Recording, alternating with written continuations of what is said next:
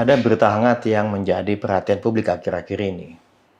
Jokowi tunjuk Luhut Binsar Panjaitan urus masalah minyak goreng di Jawa dan Bali. Berita ini tentu kemudian mengundang perhatian publik dan memicu atau memacu perdebatan. Mengapa? Karena bagaimanapun ya, penunjukan Luhut Binsar Panjaitan ini untuk mengurus masalah minyak goreng menjadi pertanyaan besar karena Luhut Binsar Panjaitan ini adalah seorang menteri koordinator maritim dan investasi. Sedangkan minyak goreng ini sebenarnya urusan yang sama sekali tidak ada hubungan dengan tugas dan tanggung jawab Bapak Luhut sebagai Menko Marinvest. Hanya tentu saja ini bukan pertama kali ternyata. Bukan pertama kali Bapak Jokowi mempercayakan atau menunjuk Bapak Luhut untuk mengurus masalah-masalah di kabinet yang dihadapi oleh kabinet Bapak Jokowi, ya, yang tidak ada hubungannya sebenarnya dengan jabatan Bapak Luhut sebagai Menteri Koordinator Maritim dan Investasi. Kalau kita cermati nih ya, kita lihat ya beritanya nih kita cek, ada berita yang menunjukkan bahwa sudah ada 13 jabatan atau 13 kali Bapak Luhut ini ditunjuk oleh Bapak Presiden Joko Widodo untuk mengurusi masalah-masalah yang bahkan tidak ada kaitannya satu sama lain. Nah, di media yang lain malah ada yang menyebutkan 14. Jadi, daftar jabatan yang diemban Luhut di era Jokowi. Nah, itu ada 14 jabatan ternyata selama ini gitu.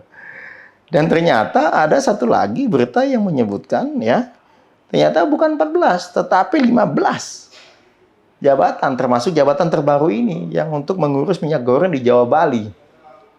Ya, kalau dari kami melihatnya wajar saja kalau media saja bingung gitu. Ya, ada yang 13, ada yang 14, atau bahkan ada yang menyebutkan 15 jabatan. Karena mungkin saking banyaknya jabatan yang diemban oleh Bapak Luhut di era Bapak Jokowi ini gitu. Ya, jadi wajar saja. Ini media yang rajin mencatat dan mendata saja bingung, apalagi kita nih masyarakat yang melihat gitu.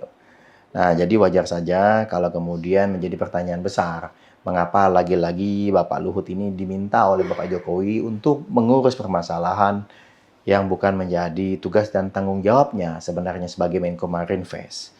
Karena bagaimanapun kan minyak goreng ini sebenarnya masuk ke ranah Menteri Perdagangan gitu.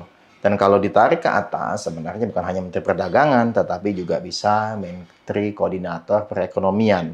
Tetapi lagi-lagi kemudian mengapa Bapak Luhut ini kembali dilibatkan dalam permasalahan minyak goreng yang tidak ada hubungannya. Inilah kemudian menjadi perhatian publik. Nah, jadi kalau kita lihat ada perdebatan di mana-mana, ini kan menjadi pertanyaan apakah memang di dalam kabinet Bapak Joko Widodo semua hal itu harus ada peran dan keberadaan Bapak Luhutnya gitu. Karena kan sebenarnya beliau hanya salah satu menteri koordinator gitu.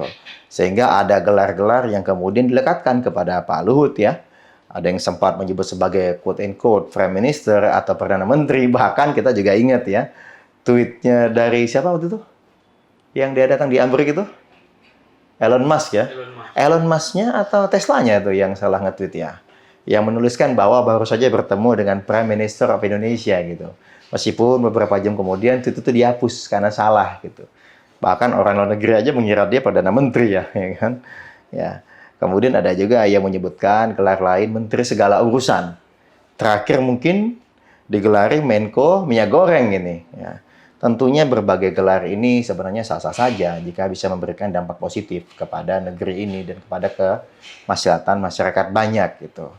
Tapi di sisi yang lain juga menjadi pertanyaan besar. Mengapa lagi-lagi seakan-akan yang dipercaya untuk mengurusi segala permasalahan yang berat-berat di negeri ini oleh Bapak Presiden dipercayakan dan atau harus ada seorang Bapak Luhut. Ini kan namanya lagi-lagi bagaimana ya?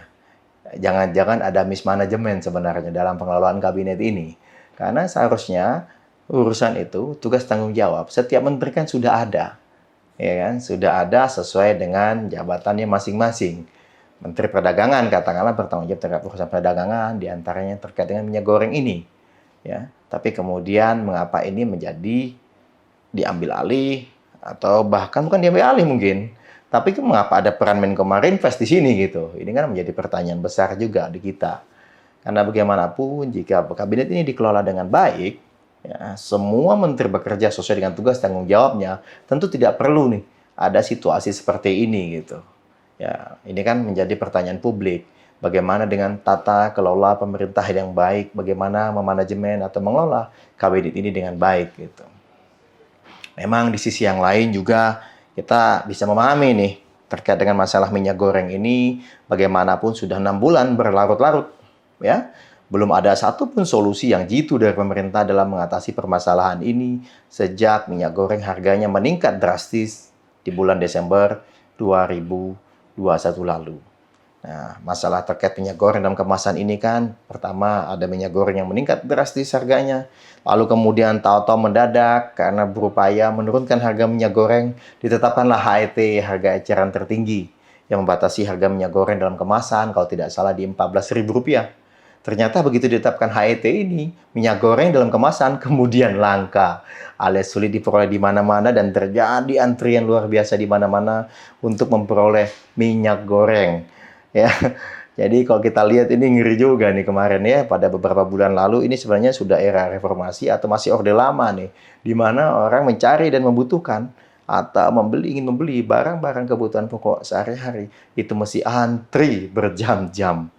Setelah antrian, kemudian ternyata HET itu dianggap kebijakan yang tidak pas dan kemudian dicabut.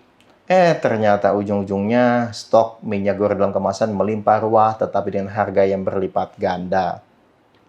Lagi-lagi rakyat yang menjadi korban. Lalu ada lagi kebijakan-kebijakan lainnya. Sebenarnya ya yang diambil oleh pemerintah tapi tidak ada satupun yang efektif selama 6 bulan ini sehingga harga minyak goreng dalam kemasan itu melonjak di atas 24.000 dari yang biasanya hanya 12 sampai 14.000 di tahun yang lalu. Dan sekarang rakyat banyak dipaksa untuk seakan-akan dipaksa gitu untuk mengkonsumsi minyak goreng curah yang kualitasnya jauh di bawah minyak goreng dalam kemasan. Karena harga minyak goreng curah lah yang sepertinya lebih pas dengan daya beli masyarakat. Saat ini harga minyak goreng curah mencapai 17.000. Yang harga ini pun bahkan lebih mahal dibandingkan harga minyak goreng dalam kemasan sebelum kisruh minyak goreng ini terjadi di tahun 2022 awal. Ya, itu saja yang bisa kami sampaikan kali ini mengenai opini rakyat yang disampaikan oleh Herzaki terkait penunjukan Bapak Jokowi kepada Luhut Binsar Panjaitan untuk ikut mengurus minyak goreng. Terima kasih.